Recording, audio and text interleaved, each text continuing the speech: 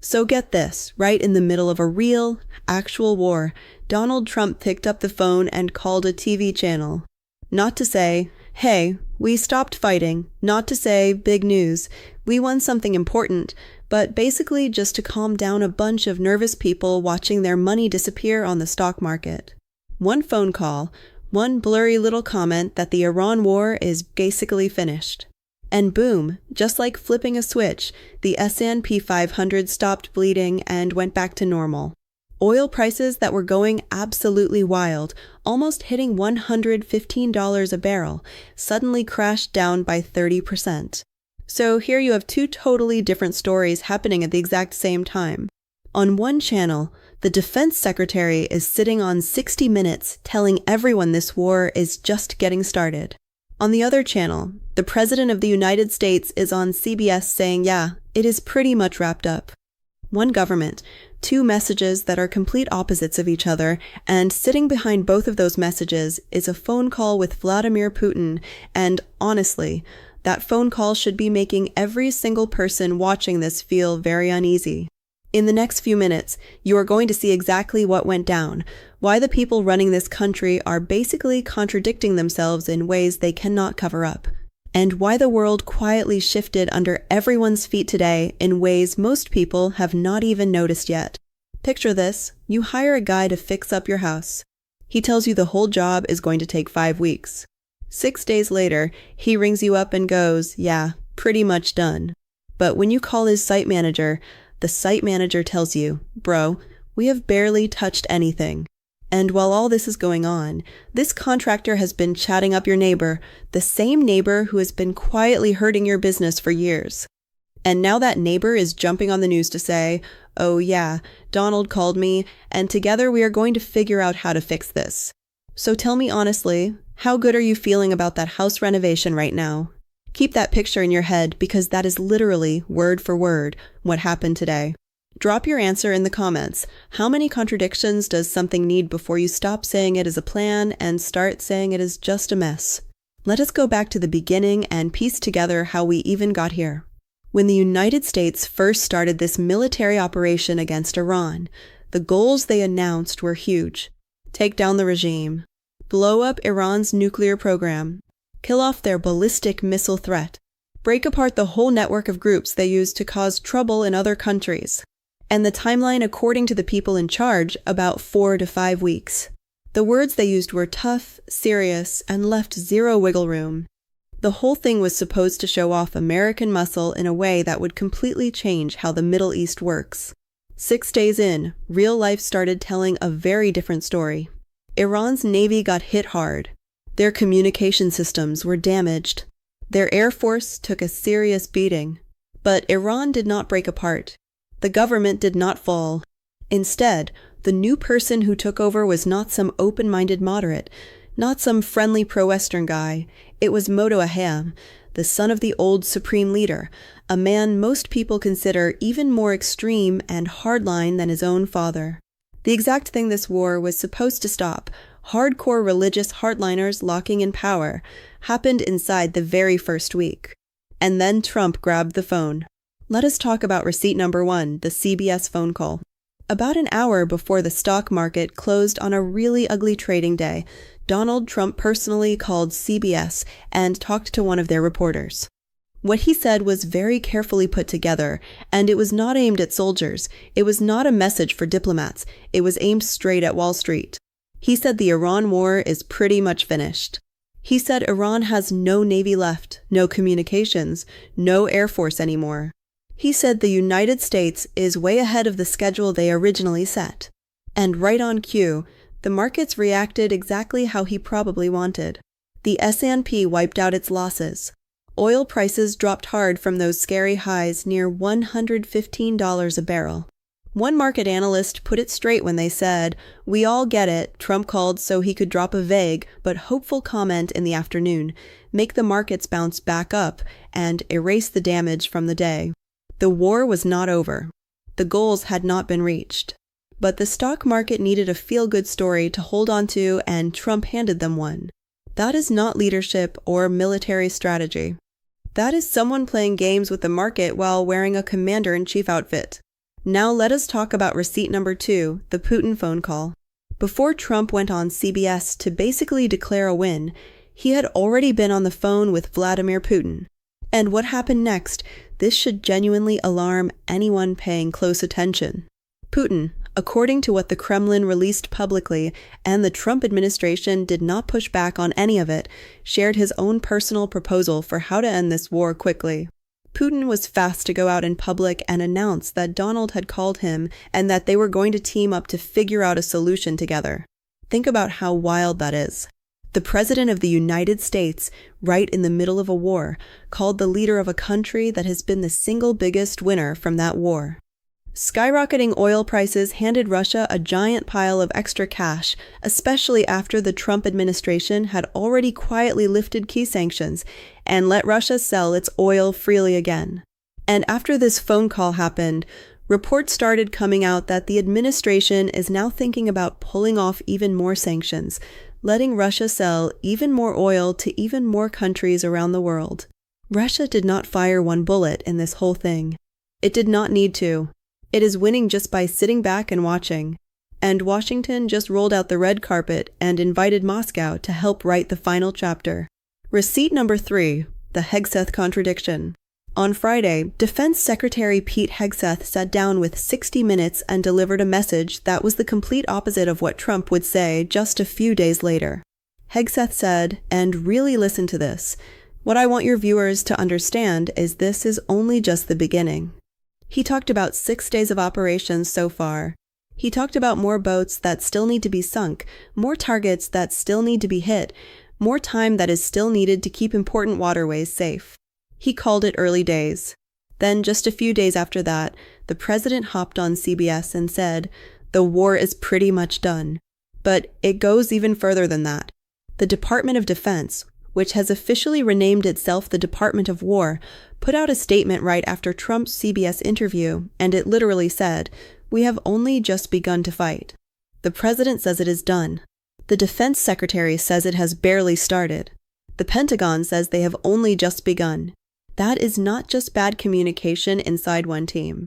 That is an entire administration fighting against its own war. If this breakdown is putting together pieces you have not seen in one place before, you're already ahead of most people watching this story unfold.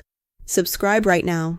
This situation is moving faster than any single news outlet can keep up with, and you need to be right here when the next thing drops. Here's what makes all of this so genuinely dangerous underneath the surface. There is no real chess player in this story. There is no quiet genius in the background building long-term moves, making smart alliances, setting up for what comes next. What is actually happening is raw force being used with no clear goal, openly contradicting itself every 72 hours and calling on enemies for help. Now take a look at what Iran's side of the story looks like. Kamal Karazi, who serves as the foreign policy advisor for the Supreme Leader's office, went on international television and said the exact opposite of someone who is ready to give up. He said Iran's military is quite strong. He said Iran makes its own weapons and does not depend on any other country to supply them. He said this is a threat to the very existence of the Islamic Republic and, because of that, Iran will hit back with everything it has. When he was asked point-blank whether Iran is looking for a ceasefire, his answer left absolutely no room for doubt. He said he sees no space for diplomacy anymore because Donald Trump has been misleading people and not keeping his word. Meanwhile, Trump stood up at a Republican retreat held at his own personal resort in Doral by the Way, where members of Congress were paying to stay in hotel rooms at Trump's own property while their actual government duties sat ignored, and called this entire war a short-term excursion. He made explosion and missile sounds with his actual mouth. He called Iranian people quite nasty. He called Chuck Schumer a registered Palestinian. He claimed that within just 1 week, Iran was planning to send nuclear weapons all across the Middle East. And then in the same exact speech, he said, "We have to crush healthcare." That is not a wartime leader showing strength and confidence. That is someone performing confidence for a crowd while everything around him is quietly falling apart. You do not come out on top in a major world conflict by contradicting your own Pentagon, calling your enemies quite nasty people, and heading to your golf resort to make explosion noises with your mouth. What you lose is credibility. And in any war, credibility is worth more than all the bullets and bombs combined. So, what does any of this actually mean for you and your real life? Start with the gas prices you are paying right now. Oil shot up toward $115 a barrel during this conflict. Even with the pullback after Trump's market-calming phone call to CBS, energy prices are still high and jumping around unpredictably. Every single dollar that oil goes up sends a ripple through shipping costs, food prices, and factories. Your grocery bill, what you spend getting to work, and your winter heating bill, all of it is tied to this war and to how trustworthy the person claiming to be managing it actually is. Then think about the 11 MQ-9 Reaper drones the United States has already lost, according to CBS News and 2 American officials who know what happened. These are some of the most expensive unmanned aircraft the country owns.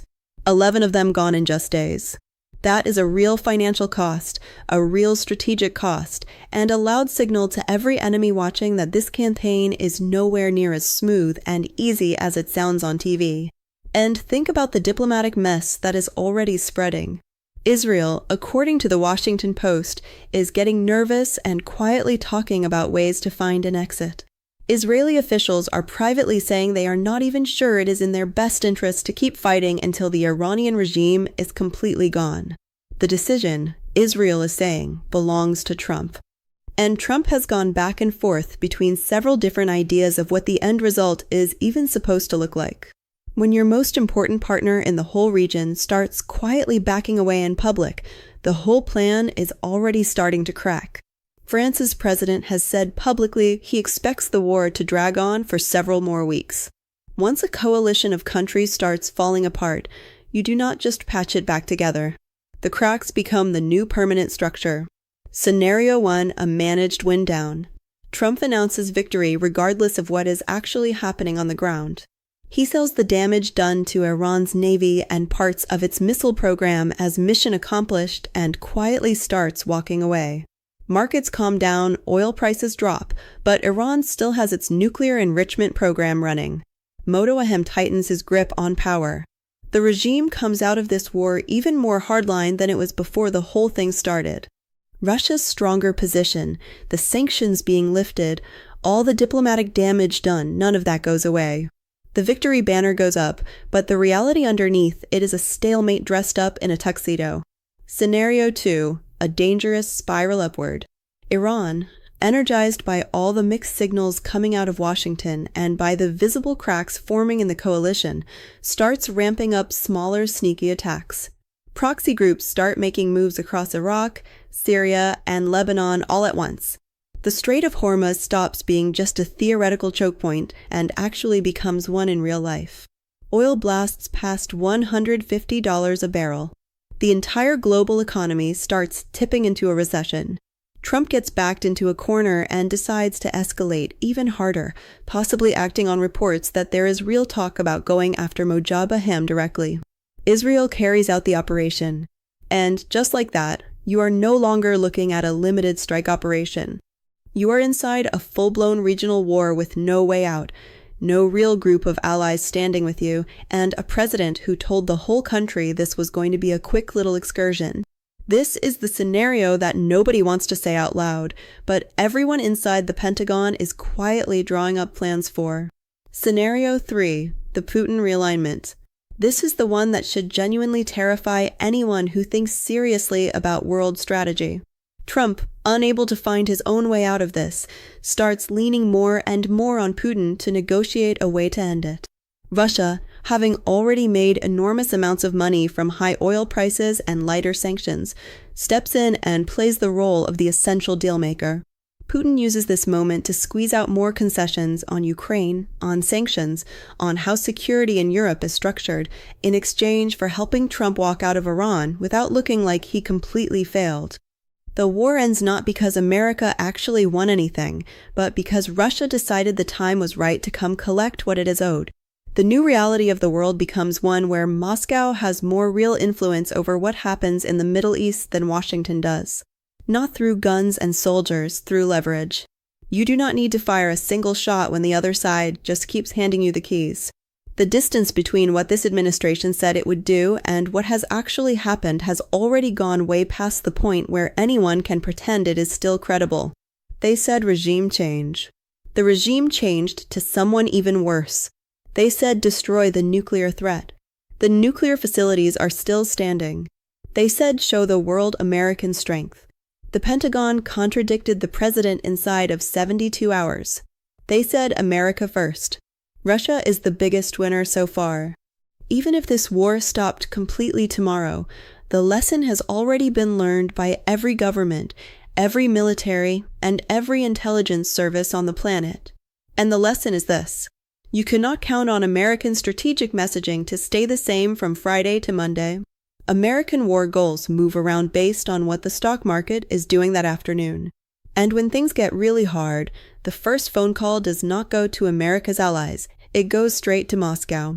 Did Trump actually back down to Iran?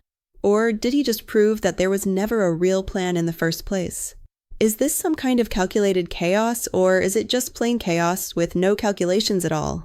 And when the next crisis comes, and it absolutely will, who on earth is going to believe the timeline, the goals, or the promise that this time is going to be different? Drop your answers in the comments. Every single one gets read. Subscribe because the next piece, the Strait of Hormuz standoff, the Russia sanctions negotiations, the Israeli exit ramp talks, is all coming at you fast. This story is not pumping the brakes for anyone. Do not look away. This content is commentary and analysis for informational purposes only. It does not count as financial, legal, or geopolitical advice. Talk to qualified experts before you make any decisions based on what you have just heard.